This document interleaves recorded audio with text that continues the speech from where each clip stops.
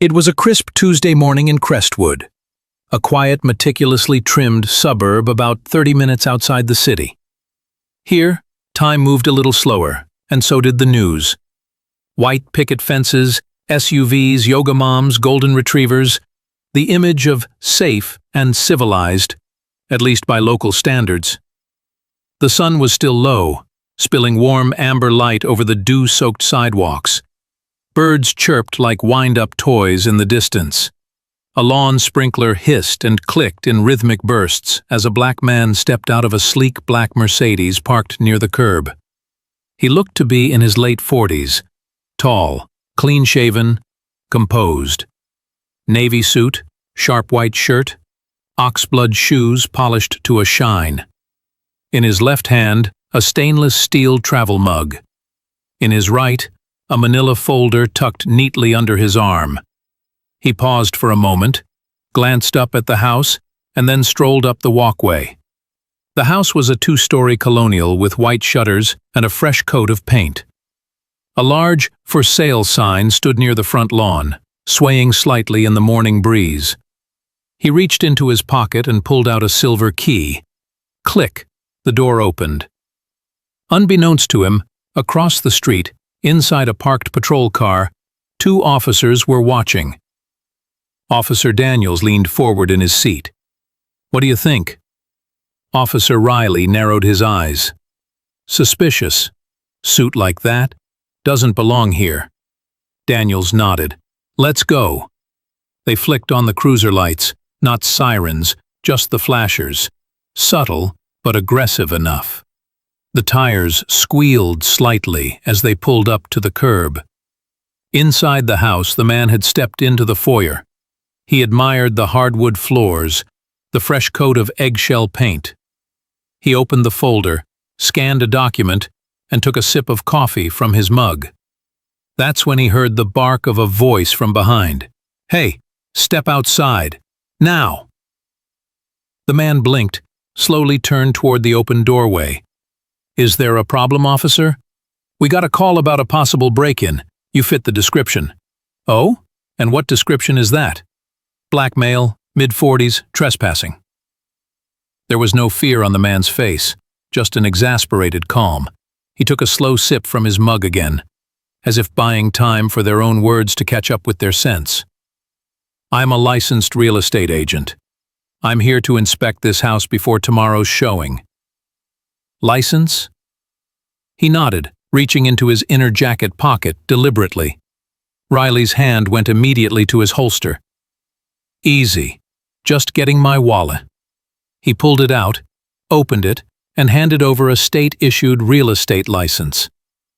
Daniels took it with visible skepticism. "This could be fake.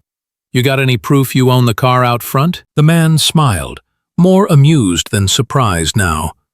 "Not that I need to prove anything, but yes, the car's registered in my name." "Turn around. Hands on the hood."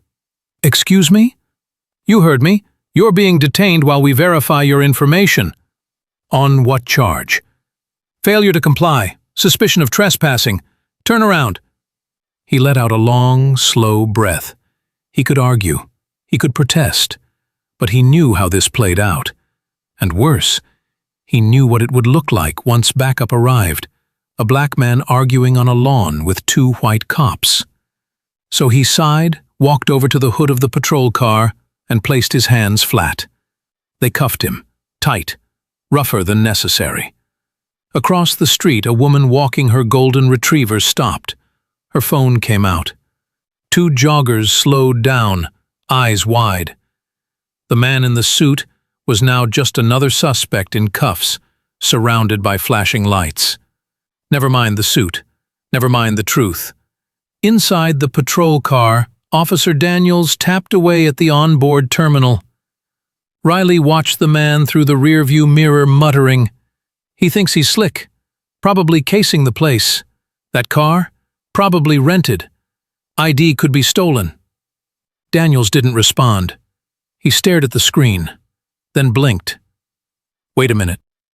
What? His name? It's coming up on the city personnel list." "So?" "Not just personnel. Command. Riley leaned in, face pale. That's Samuel Bryant. The new? No, it can't be. Chief of Police, sworn in last Friday. They sat there for a second, still, breathless. Daniels reached for the radio with trembling fingers. Dispatch, confirm ID on subject Samuel Bryant. Badge number? 001.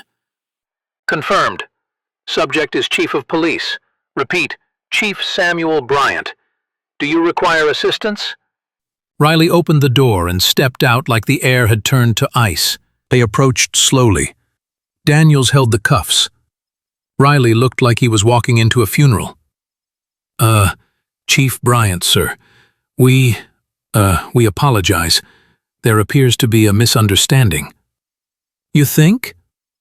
Sir, we received... You received nothing. You saw a black man in a suit, and that was enough. If we had known, you'd have acted differently? That's the problem. He rubbed his wrists, the metal having left visible marks on his skin. Put your supervisor on the phone. Now. Riley handed over the radio. His hands shook like leaves. Bryant pressed the mic. This is Chief Bryant. I want both of these officers placed on administrative leave effective immediately. IA needs to be in my office by 2 p.m. Clear? Yes, Chief. Understood. He handed the radio back and looked them both in the eyes, not with rage, but with something far worse. Disappointment. You think I haven't dealt with worse? I've run ops in South Central, led raids in neighborhoods where people don't trust the badge. But I never expected to be treated like a threat in my own department's jurisdiction. By my own. Silence. You'll both answer for this, not because of me, but because of what you've done to yourselves. He turned, walked back to his Mercedes, and drove off with quiet dignity. The officers stood there, pale as ghosts, in the middle of a perfect street, under a perfect sky, having made a perfectly racist mistake.